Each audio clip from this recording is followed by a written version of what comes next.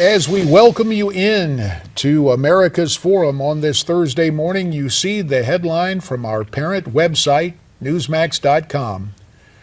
Investigators, co-pilot appeared to want to destroy the plane.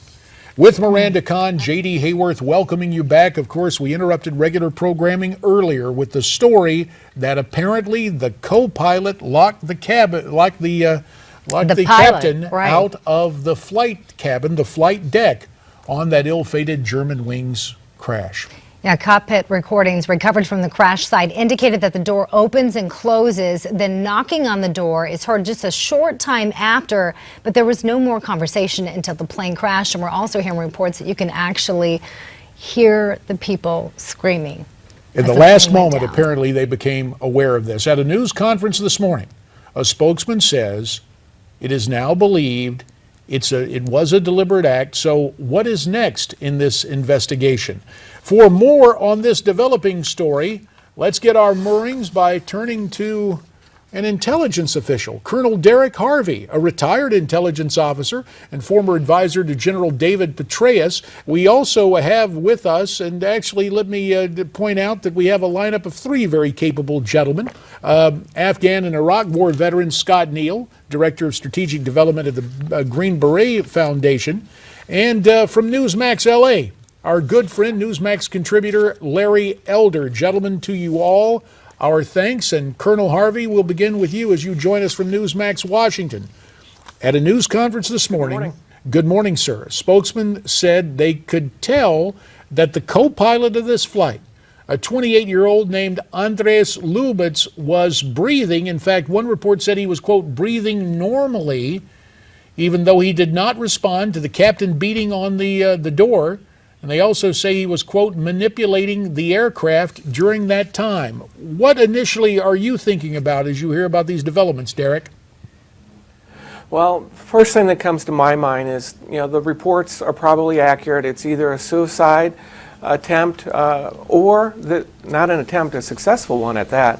But we don't know whether or not he has any other ties to any other motivation, some political motivation, something like that. So there's going to need to be some serious investigating into his background to determine what leads there might be that need further exploration. It could be he has a medical issue, a psychological issue, and that's what it was about. But then that leads to the other question. What are their procedures for maintaining security in a cockpit? Why don't they have a requirement for two people to be in the cockpit at all times? And what are their procedures for doing periodic reviews of all of their pilots and crew?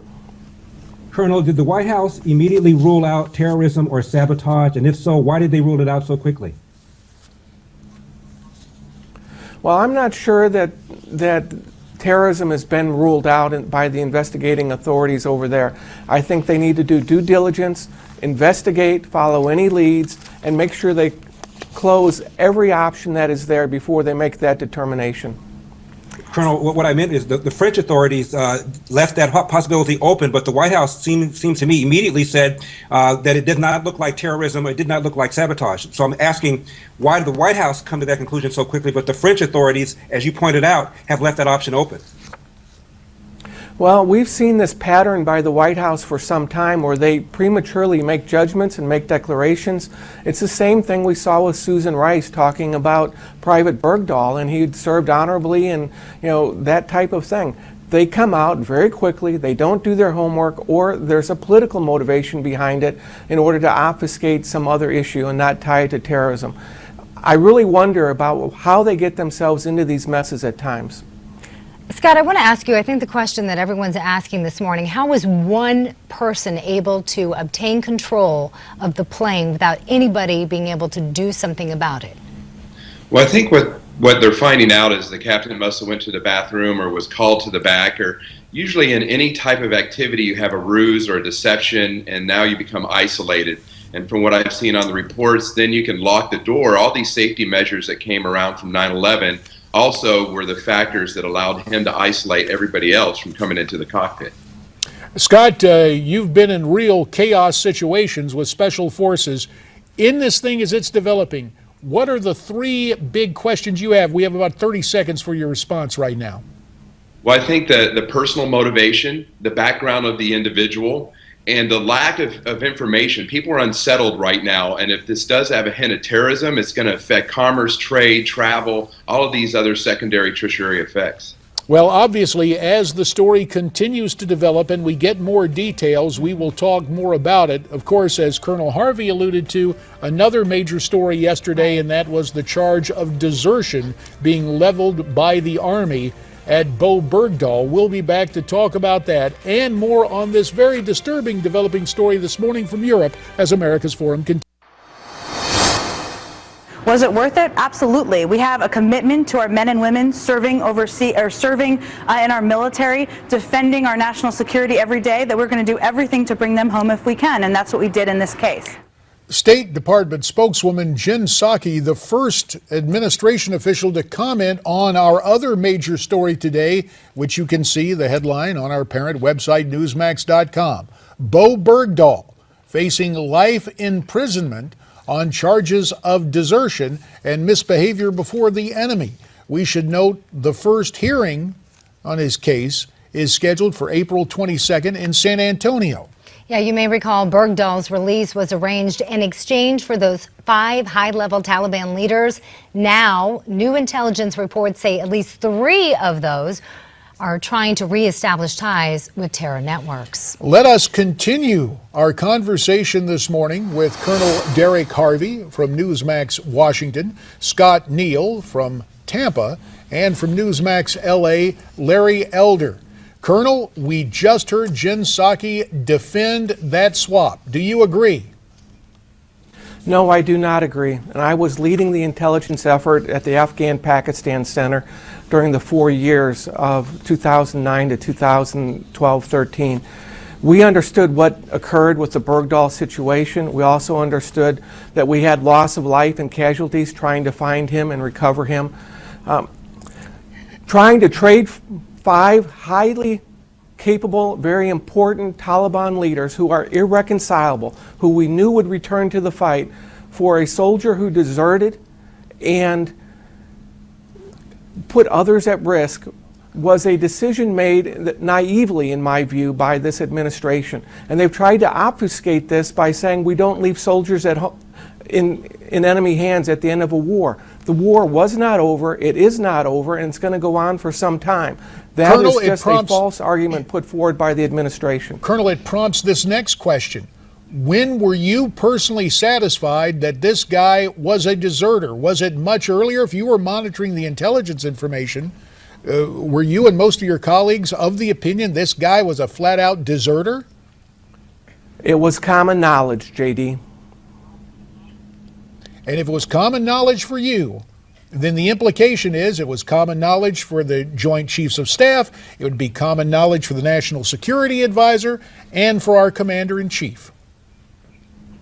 The only way they would not understand that is if they decided to just deny the facts that were presented to them. Colonel, you pointed out that these are 5 high-value Taliban detainees, commanders, some of whom have returned to the fight. Let's assume this wasn't Bergdahl, Colonel. Let's assume this was the American sniper, Chris Kyle, or Sergeant York. Would this still have been a bad deal? I still think it would have been a bad deal. We do not trade high-value, extremely competent leaders that are going to bring others into the fight until the war is over. This was premature and ill-conceived. Okay, so I have to ask you, let's ask Scott, what happened to being innocent until proven guilty? Because let's not forget that Chairman of the Joint Chiefs of Staff, Martin Dempsey, supported the administration's swap for Bergdahl, believing in that very thing, innocent until proven guilty.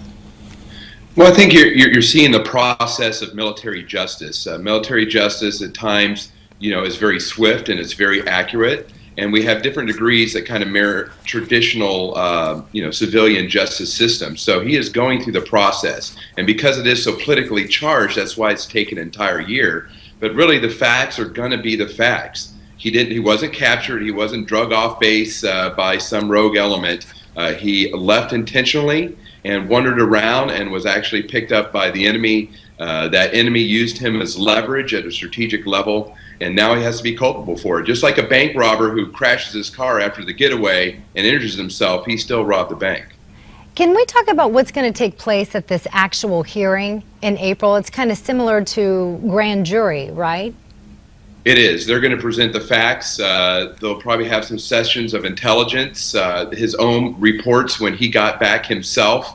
All of the information surrounding that is what's going to be at play. What they're not necessarily looking at is the 5 years of captivity and the swap. That's irrelevant to some of the charges, which is what happened when he left his post. Colonel Harvey, a minute remains, really only about 40 seconds. Looking back at this, the celebration, the parents being brought into the Rose Garden, all of that was ill-advised and highly inappropriate. Correct? Is that what you're telling us? That is correct, and that's what we talked about at the headquarters that I served in, and also in commands forward in Afghanistan, and the units from which this individual came from. This was universally looked upon in a negative way. Well, Colonel Harvey, we do appreciate your candor, and it certainly offers a disturbing perspective and a real disconnect between the people actually doing the actionable intelligence and our commanders, whether in the Pentagon or at 1600 Pennsylvania Avenue. There is more straight ahead on America's Forum on what is a very busy news day. We hope you'll stay with us here on Newsmax TV.